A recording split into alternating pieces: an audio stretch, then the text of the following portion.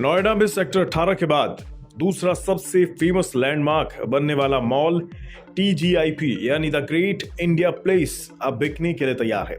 कुछ बरस पहले तक इस मॉल के पास देश के सबसे बड़े मॉल का तमगा हासिल था, लेकिन अब ये मॉल अपनी पुरानी रौनक को खोता जा रहा है। इसकी वजह है अब इस मॉल में आने वाले लोगों की संख्या में भारी कमी का आना। लोगों के ना आने से यहाँ पर मौजूद कई ब्रांड्स भी अब इस मॉल को अलविदा कह चुके हैं। ऐसे में ग्राहकों के लिए यहाँ आने के आकर्षण घटते जा रहे हैं, जिससे आने वालों की गिनती और कम होती जा रही है। रही सही कसर कोरोना ने पूरी कर दी, जिसके बाद ऑनलाइन बिक्री और डिलीवरी का कल्चर बढ़ गया। इससे भी काफी लोगों के पास इस मॉल में आने की कोई ठोस वजह नहीं बची।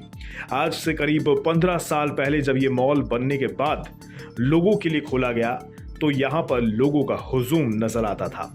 यहाँ पर शॉपिंग के लिए रेस्तरां और फूड कोर्ट से लेकर मूवी देखने वालों की भारी भीड़ नजर आती थी। कपड़ों से लेकर खाने पीने तक देश के ज्यादातर बड़े ब्रांड्स इस मॉल में मौजूद थे। यहाँ पर खाने पीने, शॉपिंग के अलावा मनोरंजन के लिए मल्टीप्लेक्स तो थे ही, साथ ही यहाँ worlds of wonder, amusement park और किरजानिया भी मौजूद था, जो खासकर बच्चों के लिए बड़ा आकर्षण था। TGPI मॉल को अप्पू घर ग्रुप और द यूनिटेक ग्रुप ने मिलकर बनाया था।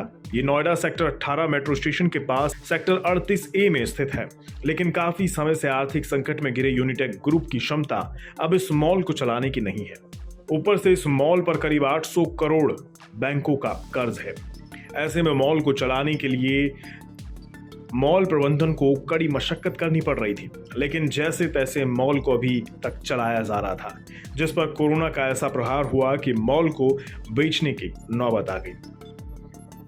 हालांकि मॉल को बेचने की प्रबंधन ने कोई आधिकारिक पुष्टि नहीं की है, लेकिन जानकारी सामने आई है कि मॉल को करीब 2000 करोड़ रुपए में बेचने की योजना बनाई जा रही है। 147 एकड़ में बने TGIP का करीब 17 लाख वर्ग फीट एरिया डेवलप है। इसके अलावा बाकी एरिया खाली है, यानी नए खरीदार इसका इस्तेमाल मॉल में विस्तार योजनाओं के लिए कर सकते हैं, जिसमें किसी भी तरह की कमर्शियल बिल्डिंग को बनाया जा सकेगा।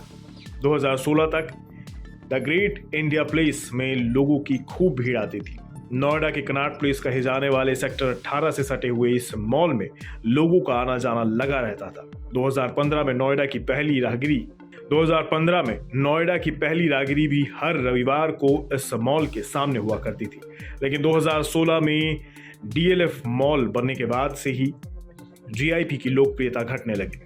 हालात ये हुए कि द ग्रेट इंडिया प्लेस की तरफ आने वाला सारा ट्रैफिक इसकी विपरीत दिशा में बने DLF के मॉल ऑफ इंडिया की तरफ मुड़ गया।